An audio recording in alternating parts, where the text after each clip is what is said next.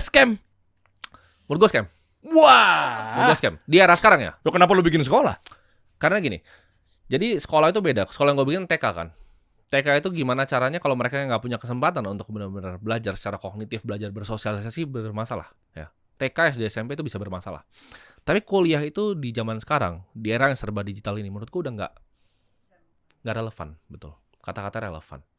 Karena kuliah itu pelatihan skill kan untuk mempersiapkan ke dunia kerja. Kecuali beberapa profesi dan beberapa bidang ya, contoh seperti kedokteran dan hukum. Tapi di luar dua itu menurut gua nggak ada ilmu baku yang bisa dipelajari. Contoh, kuliah marketing, belajar apa itu marketing? Teori-teori dasar, apa? Kuliah bisnis. Belajar apa? Bisnis model kanvas, dosen aja nggak punya bisnis. Mau ngajarin gimana? Apa yang mau belajar tuh? Ya kan? Value proposition design. Ya, lu misalnya mau belajar marketing, kenapa nggak belajar di sini? Ya kan?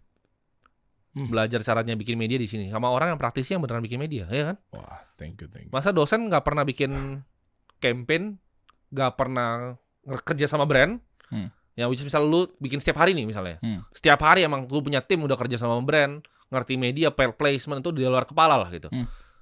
Ini dosennya nggak pernah nih seumur hidupnya terus ngajarin lu marketing. Jadi menurut gua nol yang bisa dipelajari di sana.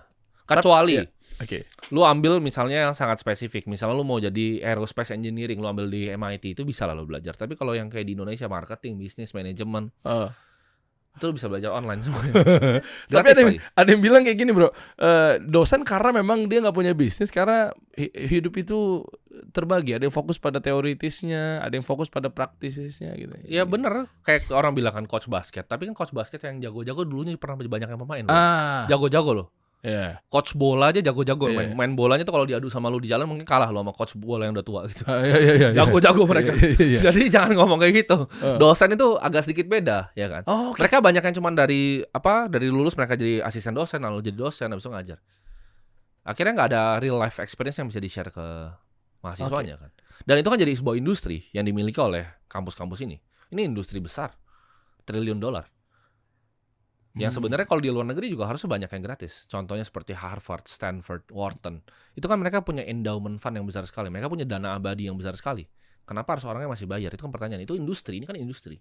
Oh, soalnya pola mereka wakaf produktif ya? Oh iya, betul. Harus. Kalau di kita kan bukan begitu ya? Ya, jadi jawabannya adalah ini adalah sebuah industri, sebuah bisnis kan. Ini sebuah industri. Jadi kalau misalnya menurut gua apakah ini berfungsi? Ya enggak. Karena gua semester 1 gua masuk, gua langsung out gua. Kenapa?